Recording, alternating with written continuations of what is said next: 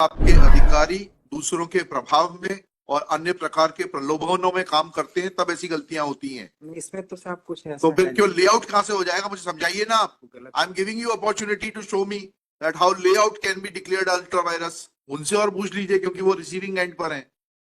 Layout कैसे ultra vires होगा, बताइए राय साहब। सर वो समझने में भूल हो गई सर, हमने इसीलिए लिखा कि उसको समझने में भूल नहीं होती है राय साहब, सर। जिस तरीके से आपका विभाग काम कर रहा है और आपके अधिकारी काम कर रहे हैं, समझने में भूल नहीं होती है। लेआउट कैसे अल्ट्रा वायरस डिक्लेयर हो गया, ये तो बताइए थोड़ा सा। हाईकोर्ट का ऑर्डर पढ़िए और बताइए लेआउट कैसे अल्ट्रा वायरस डिक्लेयर हो गया। लेआउट कैसे हो गया बताइए तो।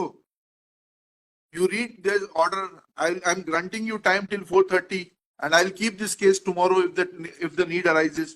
कि लेआउट कैसे अल्ट्रा वायरस हो गया, हो ही नहीं सकता। फिर शब्दों में नहीं, जो लिखा है वो पढ़िए Petitioner और उसका मतलब समझाइए। SDO एसडीओ साहब ने कैसे कर दिया उसको नियमित, उन्होंने ये कैसे लिख दिया, किस प्रावधान में लिख दिया कि इस आदेश के प्रकाश में अब वो जो है अनियमित नहीं रह जाता। नहीं है ना, एक सर्कुलर गवर्नमेंट ने जो अवैध को वैध किया था साहब।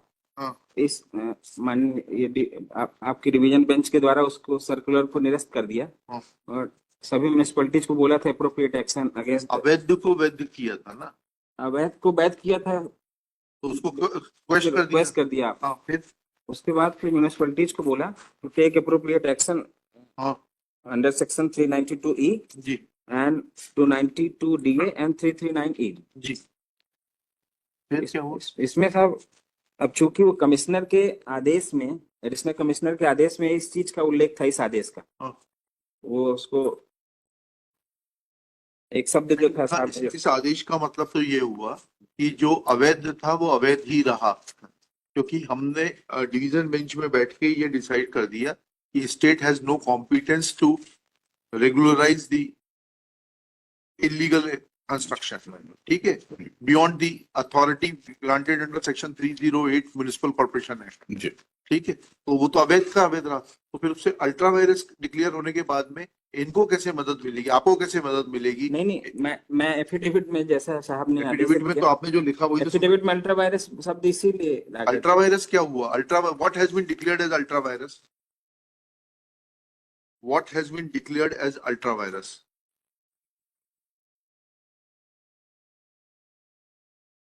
The provision which provided for regularization of illegal construction.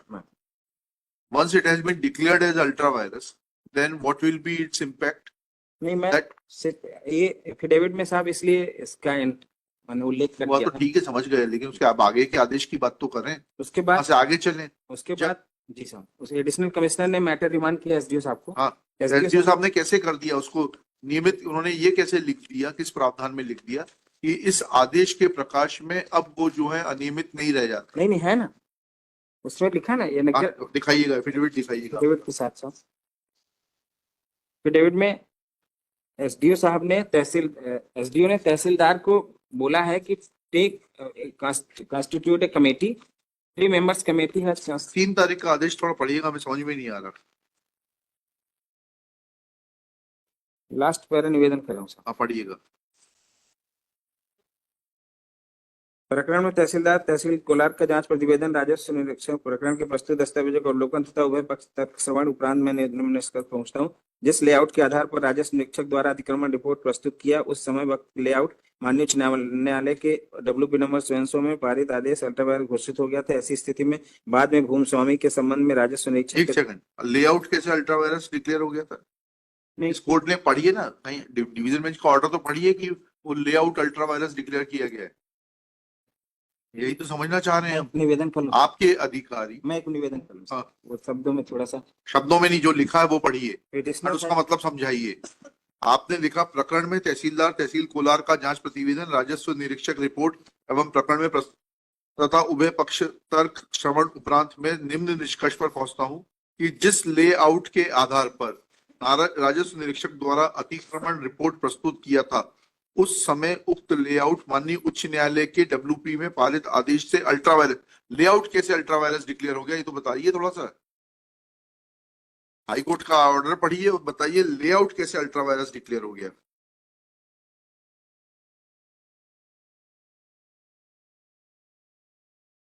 Layout कैसे हो गया बताइए तो।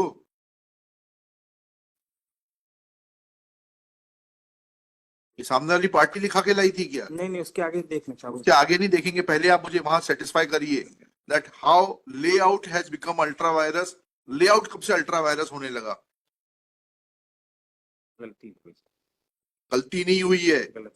जब आपके अधिकारी दूसरों के प्रभाव में और अन्य प्रकार के प्रलोभनों में काम करते हैं तब ऐसी गलतियां होती हैं। नहीं, इसमें तो साहब कुछ ऐसा तो फिर है क्यों नहीं। लेआउट कहां से हो जाएगा, मुझे समझाइए ना आप। गलत। I am giving you opportunity to show me that how layout can be declared ultra vires. You read the order. I'm granting you time till 4:30, and I'll keep this case tomorrow if the need arises. कि layout कैसे ultra vires हो गया? हो ही नहीं सकता। फिर उनसे और पूछ लीजिए क्योंकि वो रिसीविंग एंड पर हैं। लेआउट कैसे अल्ट्रा वायरस होगा बताइए राय साहब।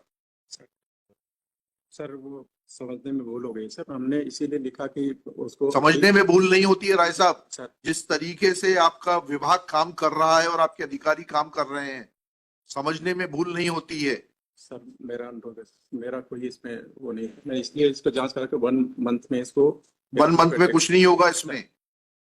3 दिन के अंदर रिपोर्ट करिए। ये गलत आदेश है, इसको सेटिसाइड कर देते हैं।